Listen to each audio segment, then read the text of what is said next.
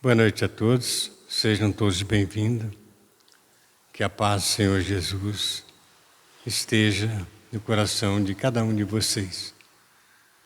Quando Jesus diz: "Vinde a mim todos que estáis cansados e aflitos, que eu vos aliviarei", é como se o lar de Nazaré estivesse com as portas abertas, aguardando por todos vocês, como Jesus está de braços abertos, esperando. Eu fiz uma introduçãozinha aqui. É indispensável organizarmos nosso mundo interior, nosso santuário, nosso corpo. Por isso faz-se necessário iluminá-lo a fim de que as trevas nos dominem. Nossa necessidade básica é de luz própria, de esclarecimento íntimo, de autoeducação, de conversão substancial do eu ao reino de Deus. Avançar sem luz é impossível. Vamos iniciar, fazendo a nossa prece inicial, agradecendo a Deus por estarmos aqui mais uma vez, vivenciando seus ensinamentos. Nós pedimos, Senhor Jesus, que esteja conosco neste momento de fé, de oração, onde podemos estar junto contigo e pedindo a Deus que abençoe esse lar de Nazaré, abençoe a todos que estejam aqui presentes e aqueles que não puderam vir, e também ao desencarnado, que também estão aqui aguardando um pouquinho da nossa palavra, dos ensinamentos de Jesus. A nossa reflexão de hoje, nossa mensagem, é sobre a prece. A prece é uma coisa interior, que a gente tenta expor, ao nosso Deus. Então, nós começamos com o Livro dos Espíritos, algumas questões, que Allan Kardec faz aos Espíritos. Na questão 658, Kardec pergunta: agrada a Deus a prece? Os Espíritos respondem: a prece é sempre agradável a Deus, quando ditadas do coração, pois, para Ele, a intenção é tudo. Assim, preferível lhe é a prece do íntimo. A prece lida, por muito bela que seja, se for lida mais com os lábios do que com o coração. Normalmente, as pessoas lêem apenas com o lábio, não tem aquela prece íntima que sai do coração, uma prece sincera e verdadeira. Agrada-lhe a prece quando esta é dita com fé, com fervor e sinceridade. Não creais, porém, que toque a Deus a prece do homem fútil, orgulhoso e egoísta, a menos que signifique, de sua parte, um ato de sincero arrependimento e de verdadeira humildade. Na questão 659, continuando, Kardec ainda pergunta: qual que é o caráter geral da prece? Os Espíritos respondem: a prece é um ato de adoração. Orar a Deus é pensar nele, é aproximar-se dele, é pôr-se em comunicação com ele. É você estar com ele, aproximar-se de Deus. Deus está em toda parte. Todo lugar que você olha, que você vê Deus, você vê a existência de Deus. Então, esse é o caráter geral da prece. Na questão 660, a prece torna melhor o homem? Os Espíritos respondem: sim, porque aquele que ora com fervor e confiança se faz mais forte contra as tentações do mal e Deus lhe envia bons espíritos para assisti-lo. É este um socorro que jamais se lhe recusa quando pedido com sinceridade. Então, se torna melhor? Torna realmente, né? Porque aquele que ora com sinceridade, com fervor, com confiança, com muita fé, né? Ele, além de expulsar, né? Afastar as tentações do mal, Deus lhe envia os espíritos do bem, de luz, para que possa conseguir terminar a sua jornada. Na questão 661, podemos utilmente pedir a Deus que perdoe nossas faltas? Os espíritos respondem: Deus sabe discernir o bem do mal. A prece não esconde as faltas. Aquele que pede perdão a Deus, pede perdão de suas faltas, só obtém mudando de proceder. As boas ações são a melhor prece. Por isso que os atos valem mais do que as palavras. Então não é porque você faz aquela prece que você está livre das suas faltas. Não, não é isso não. E vai depender da sua atitude. Então a prece é uma forma de amenizar, de Deus olhar para você. Mas o que vai mudar mesmo é a sua atitude, a sua reforma íntima, como que você vai ser daqui para frente. Na questão 662, pode-se, né, o Kardec pergunta, pode-se com utilidade orar por outro? Né? Os espíritos, né, respondem, os espíritos de quem ora, atua pela vontade da prática do bem. Atrai a si, mediante a prece, os bons espíritos, e esses se associam ao bem que deseja fazer. Se você quiser orar por alguma pessoa, né, você pode orar com vontade, com fé, então vai atrair os bons espíritos para que satisfaça o que você está pedindo.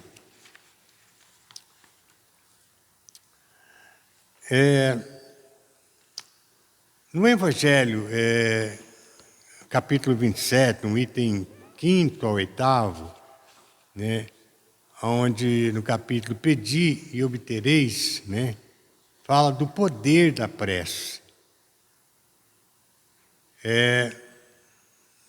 Pela prece se obtém o concurso de bons espíritos, que acorrem a sustentá-lo em suas boas resoluções e a lhe inspirar-lhe as ideias sãs. Ele adquire, desse modo, a força mental necessária a vencer as dificuldades e a volver do caminho reto, se dele se afaste. Então, às vezes, se a pessoa está indo por um caminho que não é aconselhável, a prece pode fazer com que você retorne, né, ao bom caminho, né, o caminho certo. Então, a prece é uma conexão que nós temos com a divindade e a forma que nós temos de nos conectarmos com Deus. É um ato de adoração. Orar a Deus é pensar nele, é aproximar-se dele. A prece é a expressão de um sentimento que sempre alcança a Deus. E ela é uma projeção do pensamento que estabelece uma corrente fluídica. Então você estabelece uma corrente com Deus. Relatar nossa rotina diária é como agirmos de forma automática. Como se nós portarmos no final do dia, né? Pai nosso que está no céu, né? E nos livra de todo mal, amém. Né? Então é uma coisa diária que a gente, a todo momento, está fazendo uma prece. Depois nós vamos ver como que vamos orar, como que nós vamos fazer essa prece, tá? Tem 3 coisas, né, que nós podemos propor, né, por meio da prece. 3 coisas que nós podemos propor. Louvar, né, louvar a Deus, né, que é enaltecer, né, louvar quer dizer enaltecer os desígnios de Deus sobre todas as coisas, sobre tudo que existe, tudo que foi feito, tudo tem a mão de Deus. Então, é enaltecer o poder de Deus, aceitando, né, como causa primeira de tudo que existe. Se nós aceitarmos que tudo é obra de Deus, como que nós... Onde que está Deus? Puxa vida, em todo lugar que você olhar, você vê a obra de Deus. E também nós podemos pedir, né? Que pedir é recorrer ao Pai em busca de luz, equilíbrio para nos dar força, paciência, né? Discernimento e coragem para lutar contra as forças do mal. Quantas e quantas vezes nós temos que estar sempre pedindo a Deus para nos dar bastante luz, né? Equilíbrio nos momentos difíceis de nossas vidas. É recorrendo a Deus, é pedindo a Deus que nos dê isso.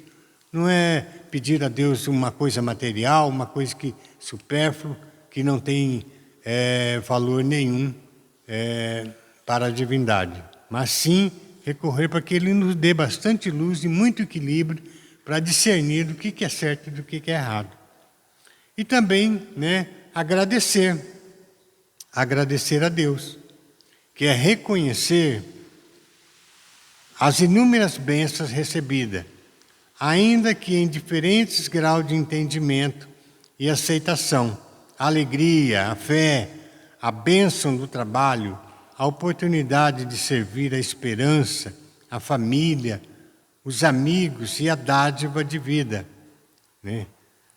Só de a gente estar vivo, a gente já tem que agradecer. Levantar de manhã cedo, abrir o olho, dar uma beliscada, puxa, eu estou vivo. Graças a Deus, né? Mais um dia que Deus me concedeu aqui nesse planeta Terra. Então a prece, ela não muda a natureza das provas. Ela não vai mudar a natureza daquelas provas que você tem que passar, que o homem tem que passar, né?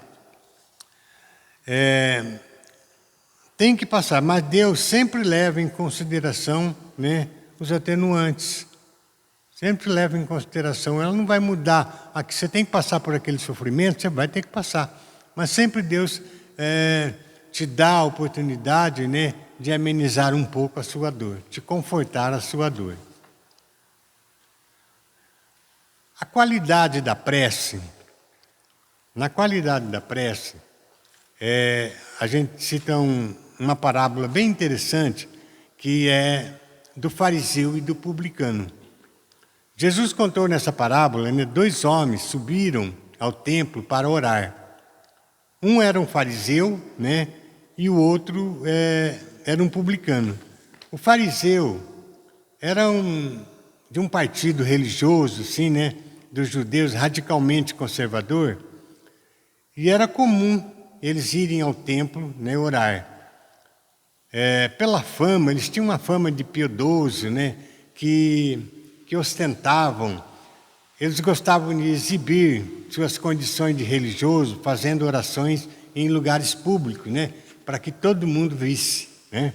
Em suas orações, em momento algum, ele confessa assim, seus pecados e se mostra, né, arrependido, mas sim, queria mostrar para que Deus, né, mostrar para Deus o quanto ele era bom, né, e como Deus era privilegiado, né, de ter alguém, né, daquela qualidade orando por ele. Essa era a forma, vamos dizer assim, o perfil do fariseu, né? O perfil do publicano, né, ele formava um grupo, né, de profissionais da época de Jesus, empregados pelos romanos. Diferente dos fariseus, não andavam pelas sinagogas, quando desejavam orar, procuravam a área externa do templo, a qual tinha acesso, por serem judeus. Ao contrário do fariseu, que sempre procurava um lugar de destaque para poder aparecer. Então, demonstrando aí, né, a pura hipocrisia que eles aparentavam. O significado é bastante claro. Ele nos ensina, né, que devemos orar com atitudes corretas e que devemos orar constantemente com humildade de espírito, pois é a verdadeira humildade que nos leva à exaltação. Que fariseus e publicanos estão espalhados por todos os lugares. Deveríamos fazer uma reflexão e olharmos para nós mesmos se somos fariseus ou publicanos. Que a parábola do fariseu, né, quando dois homens, né, foram ao templo orar, o fariseu, né, em pé orava em seu íntimo, dizia: Deus, eu te agradeço porque não sou como outros homens, como esse publicano, né? Roubadores, corruptos, adúlteros, nem mesmo como esse cobrador de imposto aí, né? Jesus, né, eu jejuo 2 vezes por semana e dou o dízimo, né, de tudo que eu ganho. Então, praticamente ele se vangloriava de tudo que ele fazia, né? Entretanto, né, o publicano, ele ficava à distância. Ele sequer olhava para cima, né? Olhava para o céu, mas batendo no peito, confessar: meu Deus, né? Sede benevolente comigo, pois eu sou um pecador. Quer dizer, a humildade era tão grande, né? Que então eu vos asseguro, né? Jesus ainda fala: eu vos asseguro, né, que este homem, né, o publicano, e não o outro, foi para a sua casa justificado, né? Porquanto todo aquele que se vangloriar será desprezado, mas o que se humilhar será exaltado. Vê a diferença da prece, né? Um com toda hipocrisia e o outro humilde, né, deixando mostrar realmente o sentimento que ele tinha.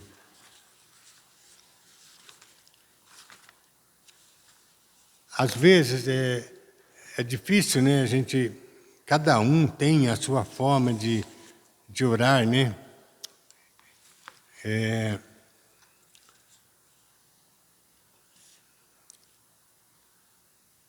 Na eficácia, gente, da prece, seja o que for que peçamos, né, que temos que pedir, nós temos que crer, né, que naquilo que vamos pedir, que nós obteremos.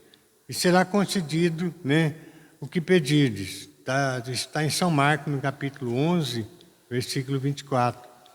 Há quem conteste a eficácia da prece como fundamento de que, se Deus conhece nossas necessidades, seria inútil expô-las. A prece harmoniza o tom vibratório do indivíduo, revitaliza o seu metabolismo perispiritual e evita doenças originárias de vibrações desorganizadas da mente desequilibrada.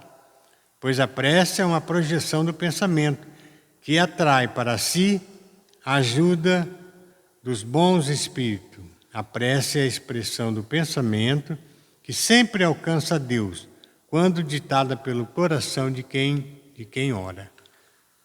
A prece tem um poder muito grande, gente, muito grande mesmo. Às vezes a pessoa não leva muito a sério, não leva em consideração como as palavras têm poder, né? E talvez até de se materializar, né? A prece tem um poder muito maior, porque quando você faz aquela prece com o coração, né? Com muita energia, com muita dedicação, né? Quando você vai orar, né? Não há necessidade de você escolher um lugar para orar. Qualquer lugar é lugar para orar. Às vezes você está dentro do seu carro, você está dentro da sua casa, está sozinho, num cantinho lá separado. É a hora de você conversar com Deus. Isso faz um bem muito grande, né? Que alivia as suas preocupações e te dá um ritmo novo na sua vida. Então, todos os dias, eu pelo menos todos os dias, né, agradeço a Deus, né, por estar aqui nesse planeta Terra, cumprindo os desígnios de Deus, o meu objetivo, né? Ao levantar, agradecer a Deus por mais um dia de vida, né?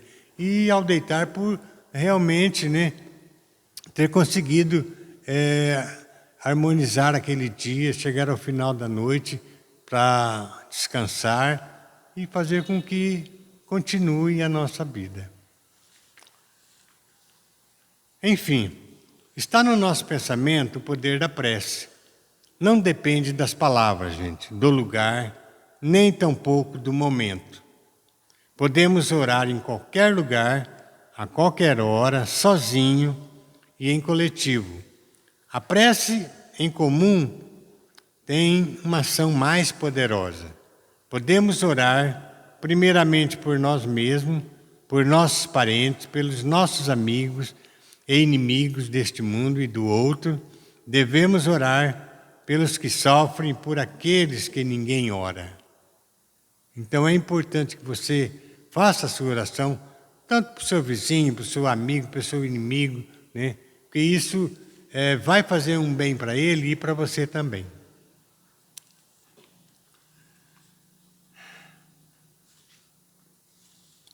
Gente, para complementar, né, vou ler um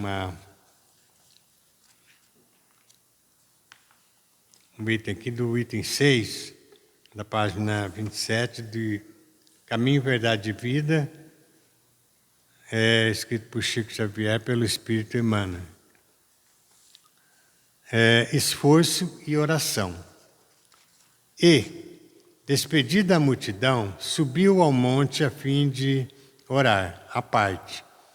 E, chegada a tarde, estava ali só. Mateus capítulo 14, versículo 23.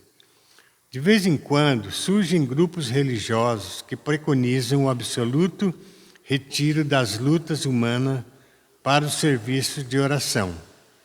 Nesse particular, entretanto, o Mestre é sempre a fonte dos ensinamentos vivos.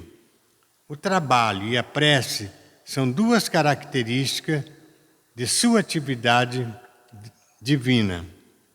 Jesus nunca encerrou a distância das criaturas com o fim de permanecer em contemplação absoluta dos quadros divinos que lhe iluminavam o coração, mas também cultivou a prece em sua altura celestial. Despedida a multidão, terminado o esforço diário, estabelecia a pausa necessária para meditar, à parte, comungando com o Pai na oração solitária e sublime. Se alguém permanece na Terra, é com o objetivo de alcançar um ponto mais alto nas expressões evolutivas, pelo trabalho que foi convocado a fazer. Pela oração, o homem recebe de Deus o auxílio indispensável à santificação da tarefa. Esforço e prece contemplam-se no todo da atividade espiritual. A criatura que apenas trabalhasse, sem método e sem descanso, acabaria desesperada, em horrível secura do coração. Aquela que apenas se mantivesse genuflexa estaria ameaçada de sucumbir pela paralisia e ociosidade. Aquela que vivia sempre em joelho, só de joelho, né? A oração ilumina o trabalho, é ação e a ação é como um livro de luz na vida espiritualizada. Cuida de teus deveres, porque para isso permanece no mundo. Mas nunca te esqueças desse monte, localizado em teus sentimentos mais nobres, a fim de orares à parte, recordando o Senhor. Muito bonito isso aqui, gente. Então, Jesus